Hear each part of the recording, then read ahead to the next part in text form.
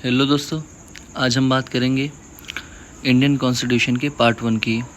बहुत ही easy explanation रखेंगे ताकि ये भी आपको जितने भी आर्टिकल्स में दिए गए हैं 1 से 4 वो यहीं पे ही वीडियो में ही याद हो जाएं देखते देखते। तो लेट्स स्टार्ट। सबसे पहले आर्टिकल 1 की बात करते हैं। तो article 1 the union and it's territories की बात करता है। India that is Bharat shall be a union of states, मतलब आर्टिकल 1 कहता है कि इंडिया जो है वो एक यूनियन ऑफ स्टेट है। यूनियन ऑफ स्टेट यानी यूनियन मतलब एक साथ जुड़ के बना है। बहुत सारे स्टेट्स इंडिया के अंदर हैं, सबको एक साथ यूनाइट किया गया है, एक यूनियन बना के जब जाके इंडिया को एक कंट्री बनी है, India as a country form हुई है। तो यही कह रहा है कि India that is Bharat shall be a union of state, मतलब ये यूनियन ऑफ स्टेट्स है।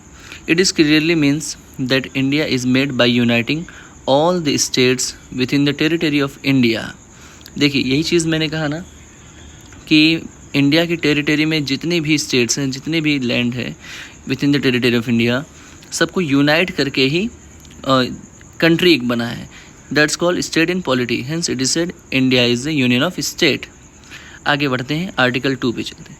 आर्टिकल 2 की बात करें, इस्टेब्लिशमेंट और एडमिशन ऑफ न्यू स्टेट, यानी कि कोई नया स्टेट फॉर्म करना है या किसी नए स्टेट को एडमिट करना है कंट्री के अंदर, तो उसके लिए एप्लीकेबल होगा आर्टिकल 2। फॉर एग्ज़ाम्पल कहें कि अगर कोई कंट्री बाहर से, कोई कंट्री यानी कोई भी कंट्री बाहर से, जैसे अमेरिका हो गया, तो अगर उसके पास कोई आइलैंड है और वो चाहता है कि इंडिया को दे दे, वो गिफ्ट कर दे कि मुझे नहीं रखना और इंडिया तुम इसको रख लो, तो इंडिया एक्सेप्ट करेगा, उसको अपने टेरिटरी के अंदर लेगा कि वो भी इंडियन टेरिटरी का पार्ट रहेगा।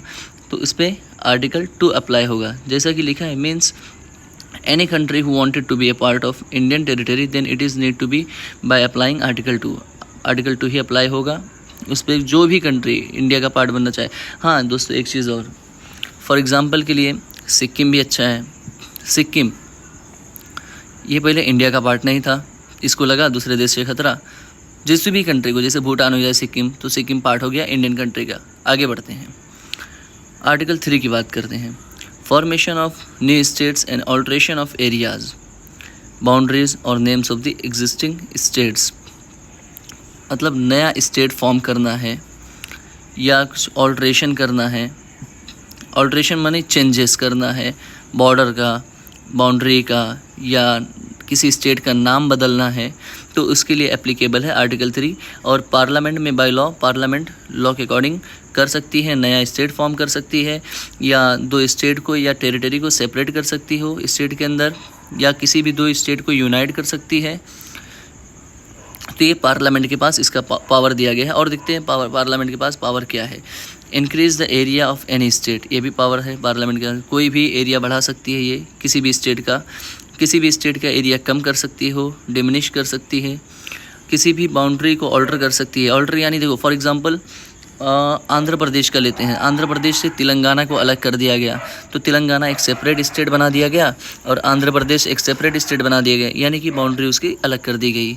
Alter the name of any state, किसी भी स्टेट का नाम बदलना। देखिए नाम बदलना दोस्तों आजकल तो आम है। आजकल तो आप जानते ही होंगे, बहुत सारे स्टेट्स में जो भी बड़े बड़े ज़िले हैं और बहुत फेमस हैं, उनके नाम बदले जा रहे हैं। तो ये आर्टिकल 3 अप्लाई करके ही नाम बदला जाता है। तो इसमें ये सारी चीज़ें दी गई है। कोई भी नया स्टेट फॉर्म करना है तो उसके लिए पावर दे दी गई है पार्लियामेंट के अंडर में, लेकिन ये कंट्री के बाहर के नहीं, जैसे कि हमने आर्टिकल 2 में देखा था। आर्टिकल 2 में था कि बाहर का कोई भी पार्ट जो दूसरी अदर कंट्री का कोई अदर कंट्री या उसका कोई पार्ट अगर हमारा इंडिया का, इंडियन टेरिटरी का हिस्सा बनना चाहता है तो एप्लीकेबल था। बट यहाँ पर ऑल्ट्रेशन होगा या नया स्टेट फॉर्म होगा तो भी with in the territory of India, यानी कि इंडिया के अंदर ही जितने भी एग्जिस्टिंग स्टेट हैं उनमें से ही हो सकता है, ना कि बाहर से। ये चीज़ यहाँ पर इसमें दे दी गई है आर्टिकल 3 में। इसकी बाउंड्रीज सारी की सारी इंडिया के अंदर ही चेंज होगी। आर्टिकल 4 पे बात करते हैं। Article 4 law made by under article 2 and article 3 to provide for the amendment of the first and the fourth schedules. देखिए दोस्तों, जो भी लॉ जैसे आर्टिकल 2 और आर्टिकल 2 अप्लाई करके किसी फॉरेन कंट्री को अपना पार्ट बना लिया गया इंडियन टेरिटरी का, और 3 को अप्लाई करके इंडिया में किसी भी स्टेट का पार्टीशन कर दिया गया, 2 बाउंड्रीज मतलब ऑर्डर करके 2 बाउंड्रीज बना दी गई। तो उसमें भी देखो फर्स्ट एंड फोर्थ शेड्यूल्स में भी अमेंड करना होगा। इसमें बताया गया है कि अमेंडमेंट करना होगा फर्स्ट एंड फोर्थ शेड्यूल में, क्योंकि फर्स्ट एंड फोर्थ शेड्यूल जो है यूनियन एंड इट्स टेरिटरी की बात करता है। तो ये था हमारा वीडियो। Thank you.